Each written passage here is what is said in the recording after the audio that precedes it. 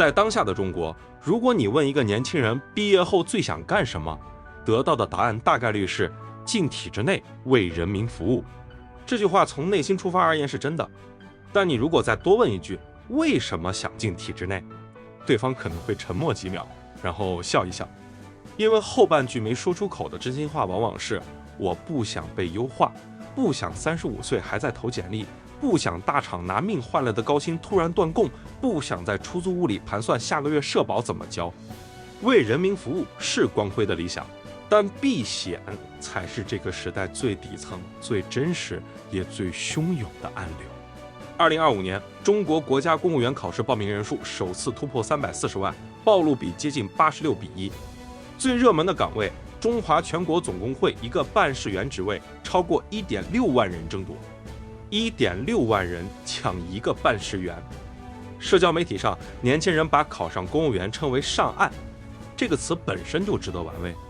为什么叫上岸？因为你在海里。海里是什么？是私企的裁员潮，是35岁优化线，是每月到手不够交房租的工资，是不知道明年公司还在不在的恐惧。所以上岸就是脱离苦海。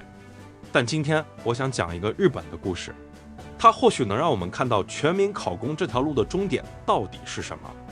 上个世纪90年代，日本泡沫经济破裂，股市崩盘，楼市腰斩，企业成批倒闭，终身雇佣制开始瓦解，银行和证券公司不再是铁饭碗的代名词。恐慌的日本年轻人做出了和今天中国年轻人一模一样的选择，考公务员。从1990年到2010年，日本国家公务员报考人数连续20年攀升。2012年，报名人数达到顶峰的2.3万人。虽然绝对数量远小于中国，但日本的公务员岗位总数只有中国的几十分之一，竞争激烈程度可想而知。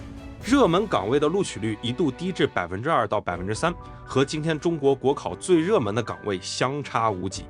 日本社会当时也出现了一个词叫公仆浪人，专职考公多年不上岸的人，和中国今天的全职考公族如出一辙。但故事的反转来得比所有人预想的都快。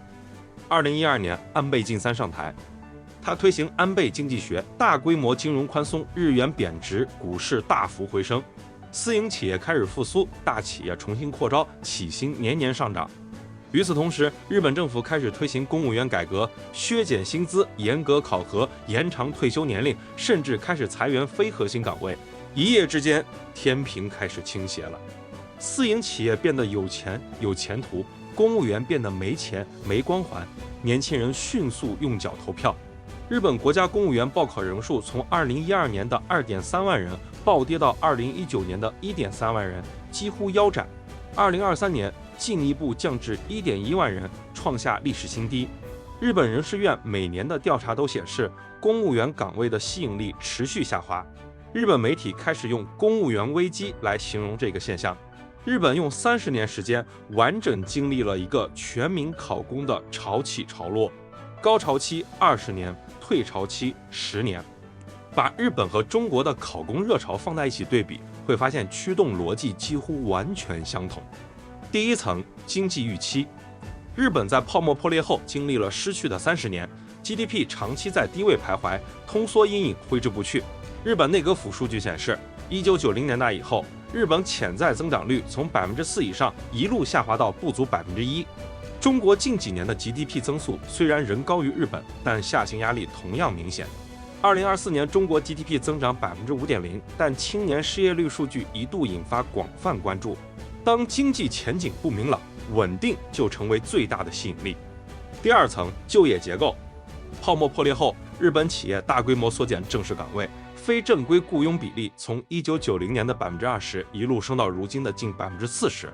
中国虽然就业结构数据口径不同，但根据官方数据，灵活就业人口已超过3亿，35岁危机已成为公认的职场现象，大厂裁员消息此起彼伏。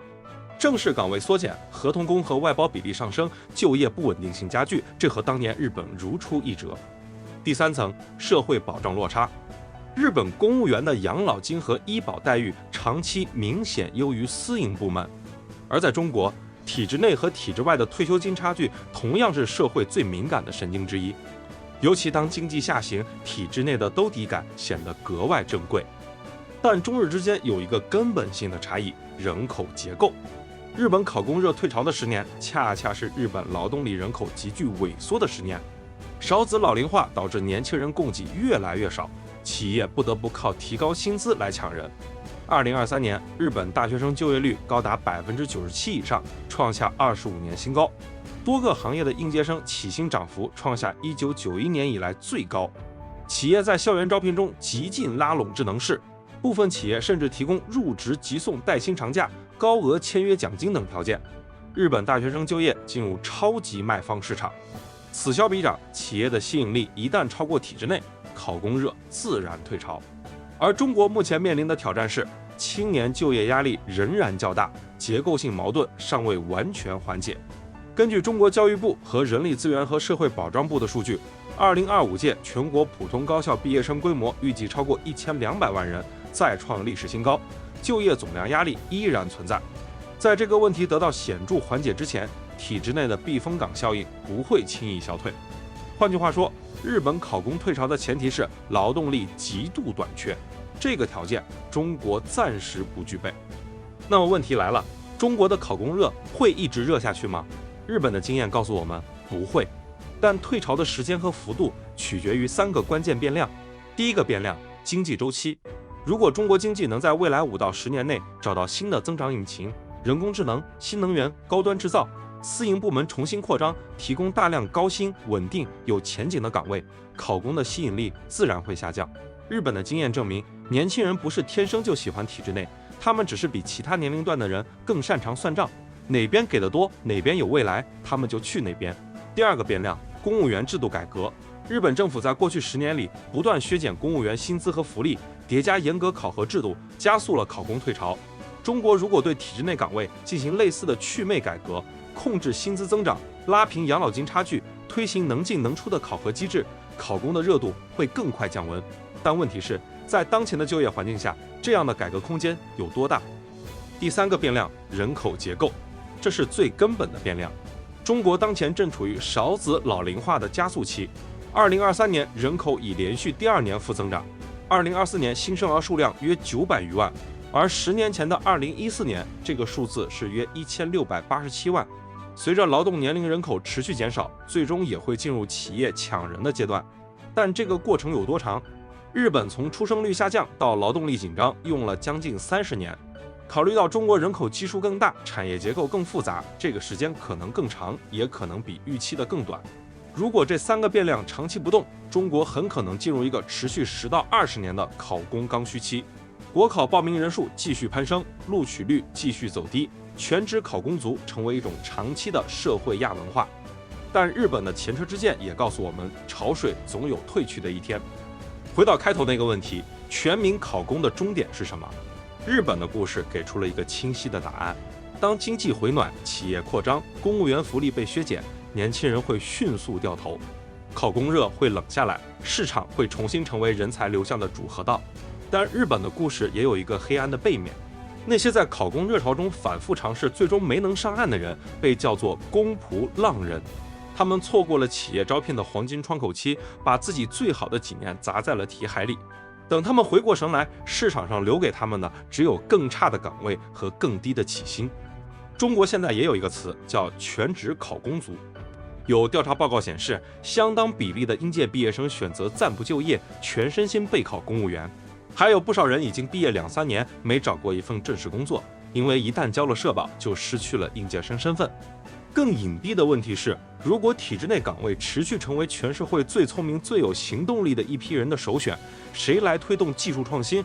谁去创业？谁去把科研成果变成产品？